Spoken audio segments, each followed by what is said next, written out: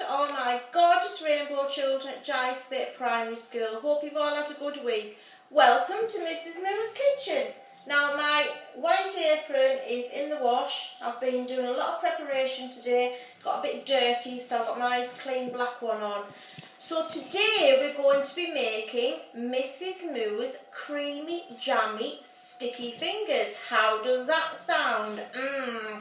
First of all, give some shout outs to last week. The lovely Leola and Damien made some Mrs Moore's chippy choppy muffins, and they had fresh strawberries with those. Those looked delightful. Well done, guys. And Jay Jenkins, he made about 300, I think, chippy choppy muffins to drop off round the doors. I think they're all like a delivery on a weekend after baking off Jay. And also Jay made some Yorkshire puddings on Sunday. So never mind if you want pizza Friday night, you can pop round there for your Sunday lunch. Well done, Jay.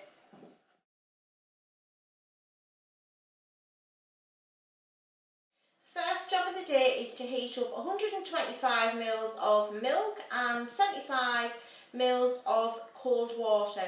Now you will need an adult to help you to do this. Now you need to heat it up, not so it's boiling, just so it's warm.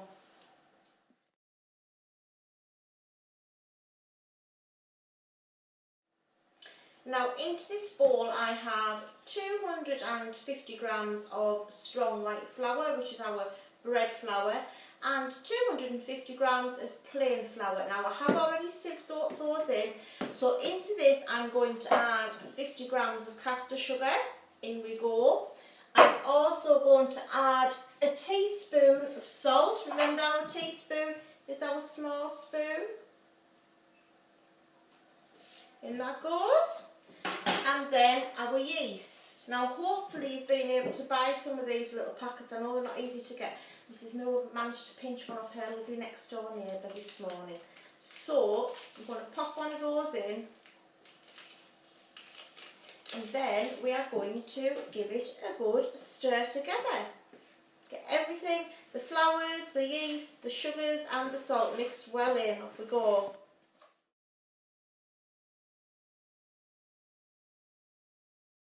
When that's nicely mixed together, we're going to make our little well. Remember, when we make our little hole in the middle of our flour, and into this we are going to add our 50 grams of melted butter and our egg, which I've already beaten in nicely there. So pour that into the middle, and our other wet mixture, which is our milk and our water. Remember, not boiling, it's just got to be warm so it helps the yeast react.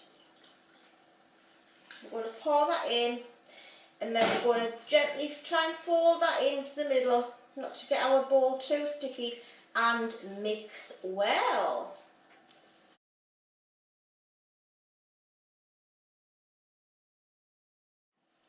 Our mixture should look like this, all nicely come together.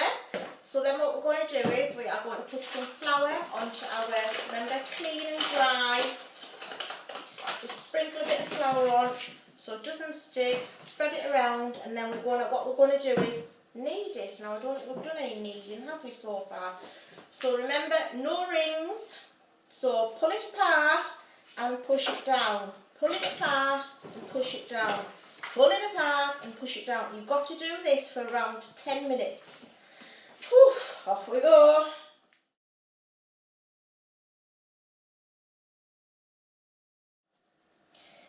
Nine minutes and 49, 9 minutes and 50, 9 minutes and 51, 52, 9 minutes and 53, 9 minutes and 54, 9 minutes and 55, 9 minutes and 56, 57, 58, 59, 60, 10 minutes, way! Your lovely dough should look something like this. That was hard work, well done. So you need to get a clean dish, you need to grease it, then pop your dough in, and this is giving it time to proof. And this is where your dough rests, and hopefully it should be double its size. So to help us to do this, if you have got some cling film, great. If not, nice clean tea towel over the top, just to keep it nice and warm. We're going to pop that over, and we're going to leave it for, cling film is so difficult, we're going to leave it for about an hour and a half. and hopefully by then it'll have doubled in size. See you later.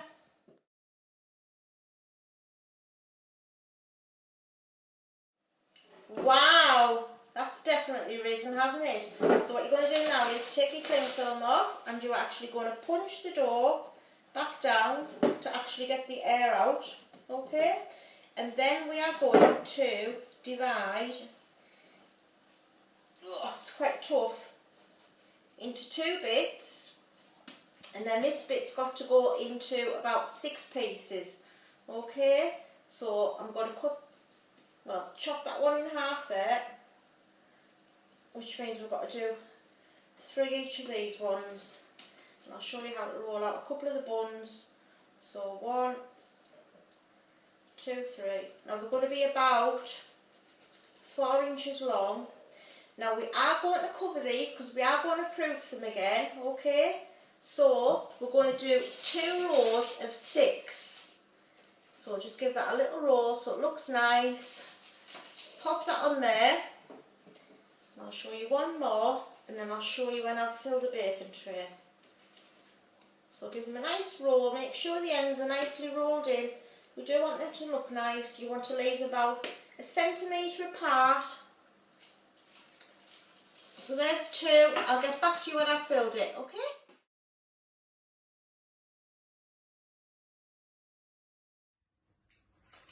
Should look a bit something like this. They weren't as easy as what I thought actually to roll them out. And as you can see, they're actually starting to rise again. So what I've done is I've popped some butter onto some cling film, and I want you to cover that. It is a bit of a faff. You might need a second person to help you. We're going to cover that, and we're going to leave it again for 45 minutes, and hopefully they'll be... See you soon.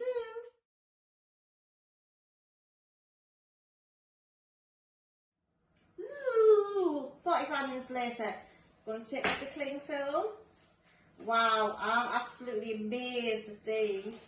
Now, for some reason, I don't know why, some have risen more than others, I'm not sure why. But they all look different, but that's fine because we've made them ourselves. So, we're going to pop them into the oven, about 180 degrees, only for about 10 to 12 minutes. Okay, and they should be looking like this. They should be all stuck together and all risen up, because that's how you buy them in the shops. Okay, so while these are in the oven, I'm going to make up my icing sugar, and I'm going to make up my whipped cream, so we can get started as soon as they come out, once they've been cooled on the rack. Okay, I'm excited now.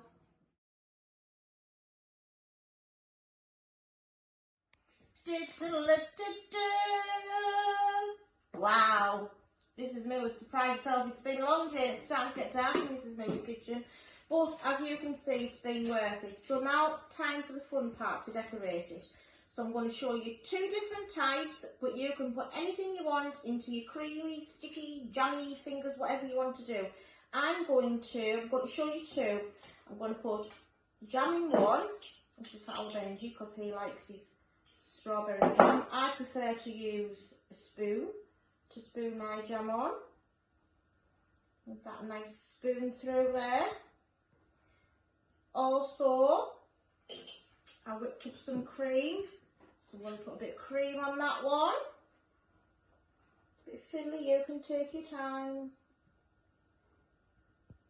My mouth is watering. These smell and look absolutely delicious.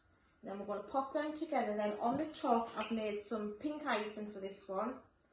So I'm just going to smooth a little bit of that on. Try and make it quite thick. You don't want it really, really runny. You might need an adult to help you with this bit. Take your time. I'm not. I'm just rushing it just to show you what they can look like. There we go.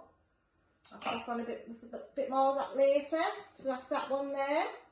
And Emily said she would like a lemon curd one, because she does like her lemon curd.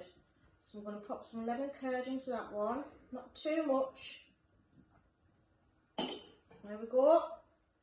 And a little bit of cream.